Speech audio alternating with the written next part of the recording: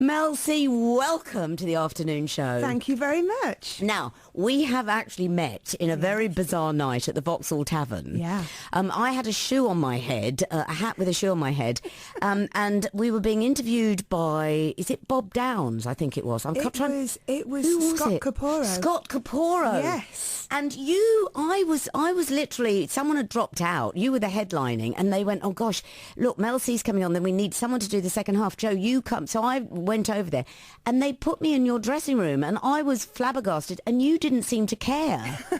And I remember you went, shall I wear this or shall I wear that? And I thought, because I know the dressing rooms have a real status, but you just didn't care. I was so chuffed. Oh, well, you have to be prepared for any eventuality in this business and in this life, I think, don't you? Yes. So, yeah, I mean, I've played the biggest venues in the world and the tiniest little, dumps. But I can honestly say, because you were pulling shopping out of your bag and you went, well, shall I wear this or shall I wear that? And this is expensive and that isn't expensive. And it was just like, I can understand how girly you all were in a way. Do you know what I mean? That wonderful dressing room thing. Yeah. Do you miss that, being a solo artist? Do you know, I've been a solo artist now for such a long time. I'm really used to it. And I think at the time when I stopped working with the girls, I was really ready to break free and be an individual, because as wonderful as it was, it became a bit stifling. Yeah. And I think at that age as well, because I think I was still only like in my 20s, and I think I was starting to get a little bit frustrated with not being recognised just as an individual and as myself, so it's all worked out rather well, and it's nice when you can jump back into those shoes and Yes.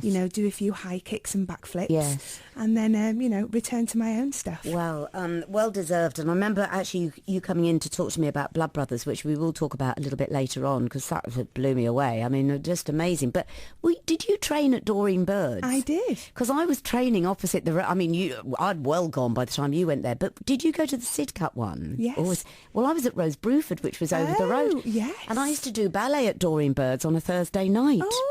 We could have used the same bar, Mel. How funny. I know, isn't it? She's, Yeah. I mean, her legacy, she'd be proud of you. Blimey. Yeah, well, she was around to see the Spice Girls days. Was she? Unfortunately, she's not with us anymore. But yeah, she saw, some of the really big stuff that I did. It's a wonderful college. I've not been down there for many, many years, but it certainly, set me off on my way. And it supplies the Royal Ballet. I mean, so you had an amazing training. I mean, half the Royal Ballet came from Birds. So, gosh, you've got all that in you. That's why you stand with your feet wide apart in a position first. Right, let's talk about the album. Let's first of all hear a track from the album. What would you like to sing for us this afternoon? Oh, okay. Well, do you know what we were going to do for you first? We were going to do an oldie. Do you fancy having an oldie first? Fantastic. Yes, please. Yeah, okay. Well, this is my first album, actually. It was my first UK #1. This is Never Be the Same Again. Oh, my goodness. This seems so insignificant, me just doing this. Well done, guys, on the guitar as well. But your voice is extraordinary. Oh, I'm going to say this. You can't say this, but I said it before, right at the top of the show. I was listening to the radio and someone played a Spice Girls track, and all I hear is your voice. You have such a strong and distinguishable voice. It really stands out. And I mean, it was always strong when you were a kid and you were with the girls. But it is. Do you think doing shows like Blood Brothers has had to? I mean, it was never a weak voice. You always had a huge range in it. But do you think it's made it even stronger? Absolutely. When I was in Blood Brothers, I was doing 8 shows a week, Yeah. as theatre performers do. And it's really gruelling, but it does just make that instrument so much stronger. I think it gives it depth as well. Yes, yeah, I can hear it. Did you do 8 shows a week? Because you don't have to. When you're a star, you can say, I don't do matinees. Well, you know what? I went into it. I don't know if you know Bill Kenwright. Yes, yeah. But I actually went into it wanting to do it properly. It was an honour to play that role. I played Mrs. Johnston. It's an Yeah. incredible role in theatre. And, I didn't want to go and do it half-heartedly. I thought, I need to earn my stripes. I'd never done theatre professionally. And I loved it. And it was tough, but I Yeah. learned a hell of a lot. Yeah, and I admired the fact you didn't go in as a massive star. You just went in, and you did every single show and you didn't play the star status. It's Yeah, very I democratic. had no expectations at all, because I'd had my little girl. She was only 6 months old, and I'd started to get a little bit itchy to do something again. I hadn't put any pressure on myself, and this opportunity just came up, and I auditioned for Bill, actually. And You auditioned? Yeah, I hadn't auditioned for years. It was like, cheeky. Oh, I was so nervous. But yeah, luckily got the role, and it was incredible, and it opened so many doors for me. Did it? Yeah.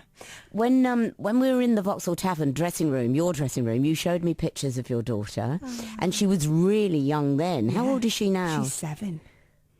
She's a big girl now. Is she... I mean, you started very young. You could tap dance on your eyelashes. Do you think she will follow that route?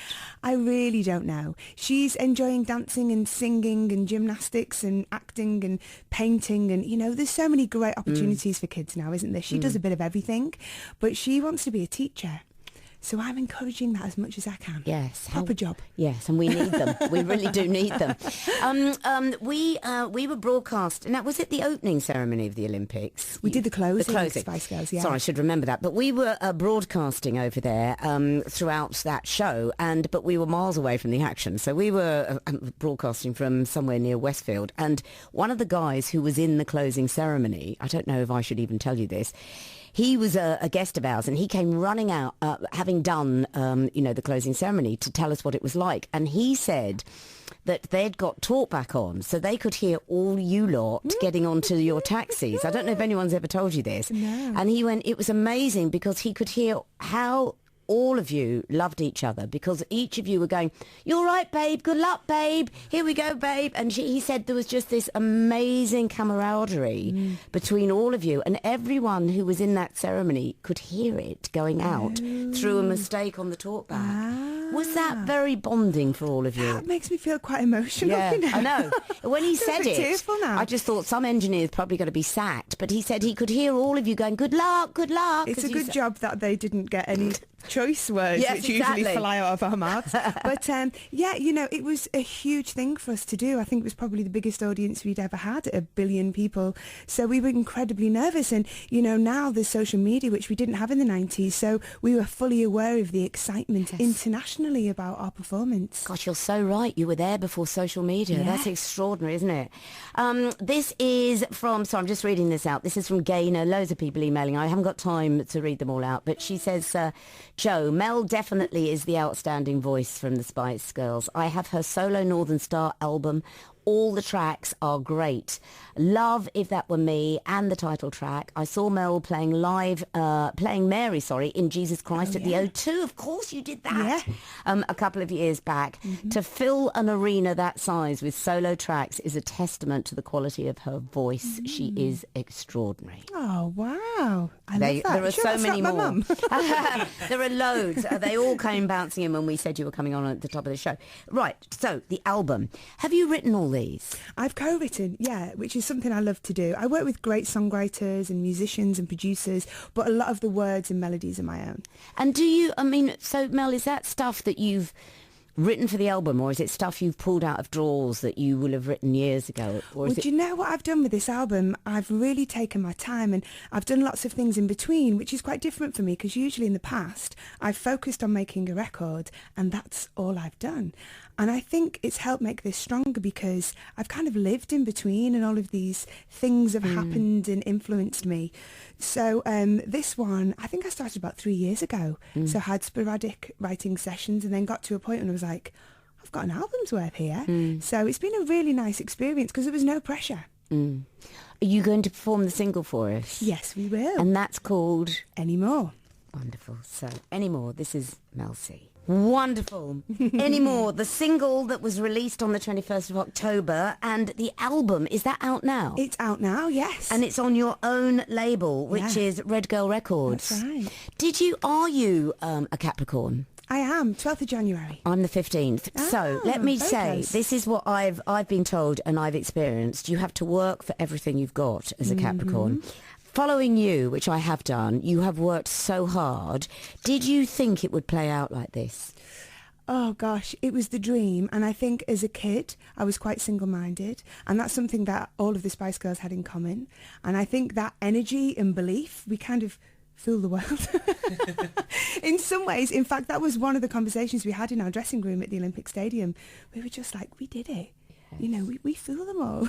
You did it without social network. Yeah, I know it was a magical time, and you know, of course, I believe very much in fate. All the stars were in alignment. You know, it was incredible, but we did work really hard. I think anybody, you know, it's like anybody in the entertainment industry, it's really hard to get there, but it's really hard to stay there, isn't it? And it's really hard to stay nice. And as we started off, I know what she's really like because I shared a dressing room with her.